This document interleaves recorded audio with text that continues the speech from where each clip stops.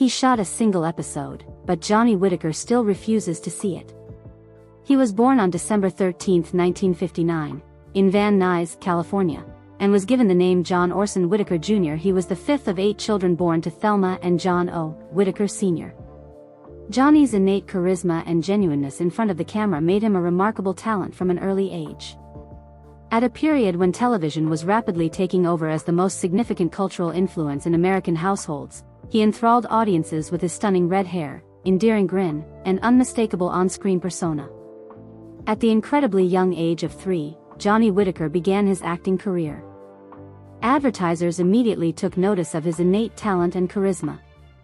In a local used car lots TV commercial, he landed his first job in the entertainment industry.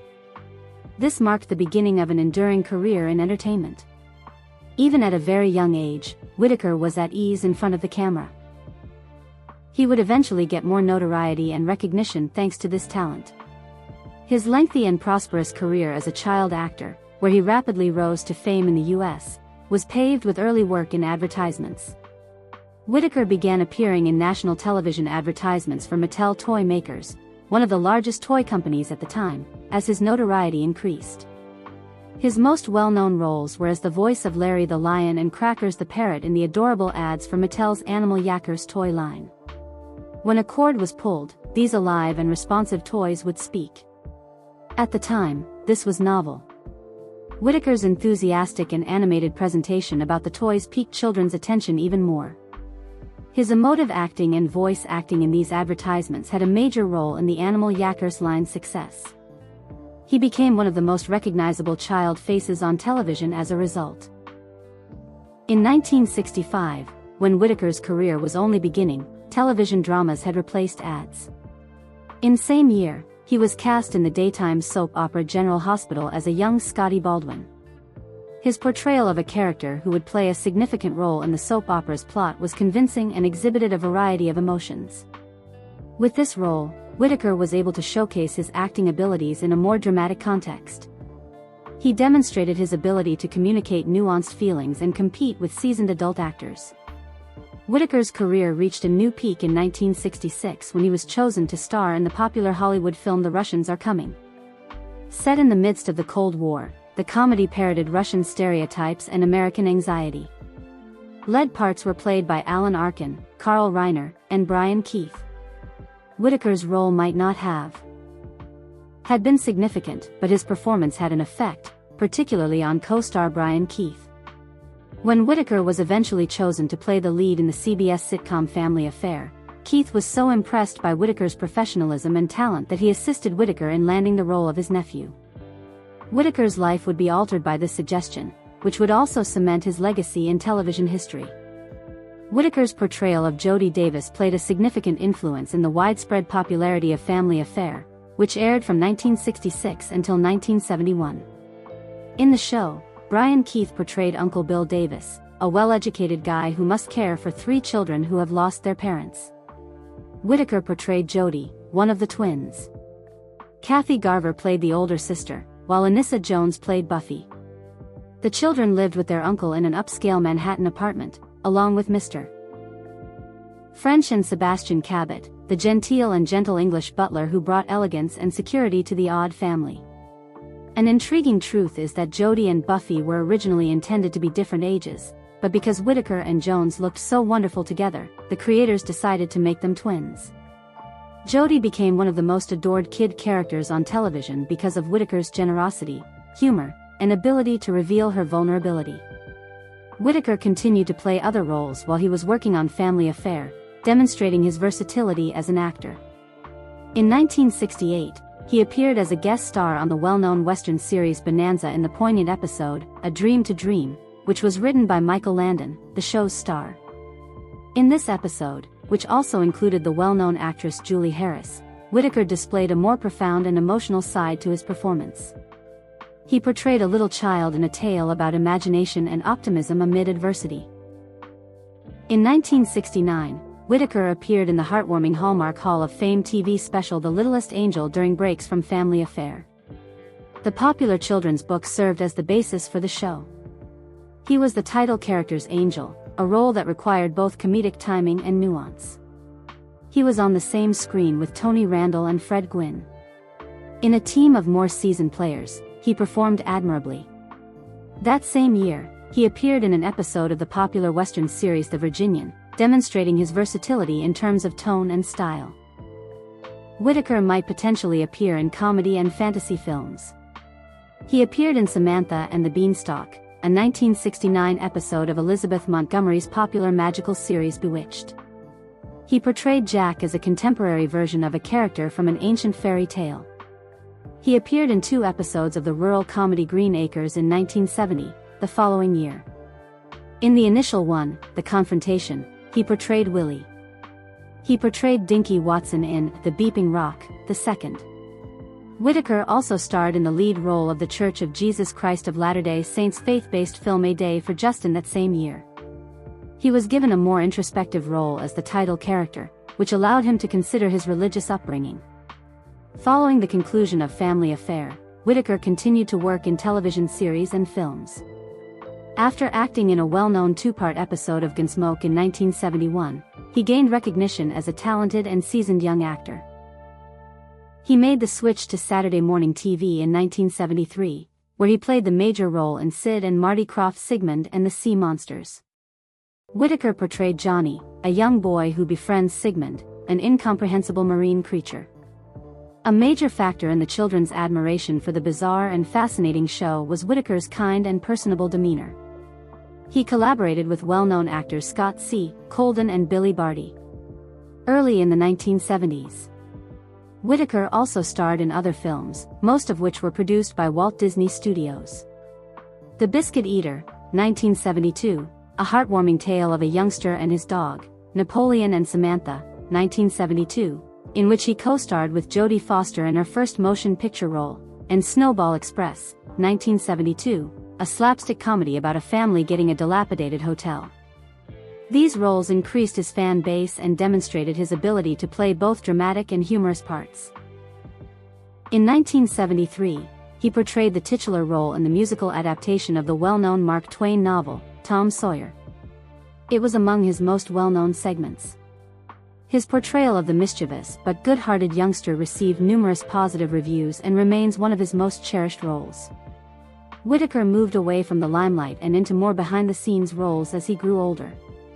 As evidence of his intelligence and versatility outside of acting, Whitaker later revealed to Tom Snyder on The Late Late Show that he had previously worked for CBS as a computer specialist. When he joined his sister's talent agency, Whitaker Entertainment, he also held a managerial position in the entertainment industry. He was a talent manager for this organization and even looked after Dana Plato, a former child star who was most known for her role on Different Strokes. His collaboration with Plato demonstrated his continued concern for other former child stars and his comprehension of the particular issues they frequently encountered. In 1999, she took home the 20th Youth in Film Awards Young Artist Former Child Star Lifetime Achievement Award. This honor demonstrated his significance to a large number of individuals and his impact on viewers in subsequent generations. The honor acknowledged his acting prowess as well as his ability to manage the challenging transition from child star to mature professional. He returned to entertainment in a novel way in 2012 when he co-hosted and created the radio talk show The Dr. Zod and Johnny Show. The short-lived show allowed Whitaker to interact more casually and personally with fans, showcasing his comedy, warmth, and Hollywood expertise. In 2013, Whitaker returned to the stage, appearing in the Judson Theatre Company's production of To Kill a Mockingbird. Pray Bird. He played a little role as Judge Taylor in the excellent version of Harper Lee's book. He returned to his acting origins with the appearance, demonstrating his continued passion for performing. Whitaker revived the Sigmund and the Sea Monsters universe in 2016 when he made an appearance in the new Amazon series. He portrayed Zack in the first episode, a sour boat owner who provided a humorous counterpoint to David Arquette's oddball Sea Master. One of the characters is Captain Barnabas. The original show's creators, Sid and Marty Krofft, made cameos as a nod to the original program. Whitaker's return to the realm of Sigmund touched longtime fans because it brought back memories of the innocence and beauty that characterized his early work. Even after decades of airing, Johnny Whitaker, who portrayed the adored and wide-eyed Jody Davis on the well-known comedy still finds sadness in a 1966 episode of Family Affair. Whitaker has yet to rewatch that specific episode, and his reasons go beyond simple emotional distress or disapproval of the work. Longtime viewers of the program recall that episode because of its exceptionally poignant tone and weighty subject matter. As a young actor navigating fame, tragedy, and emotional development in front of a national audience, it was also a watershed moment in Johnny's personal life. For a child, especially one who is abruptly forced into the harsh light of Hollywood stardom, Johnny was only 6 years old at the time. Although Family Affair was renowned for its insightful lessons and humorous tales, the particular episode, Mrs.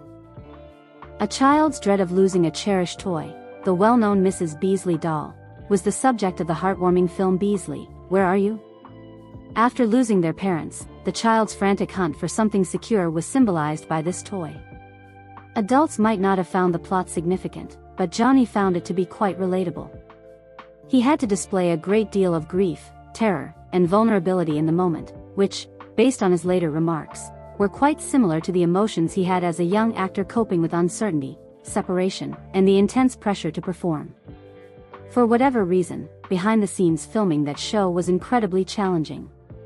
Whitaker and Anissa Jones, who portrayed her sister, grew close and really became family while working on Buffy.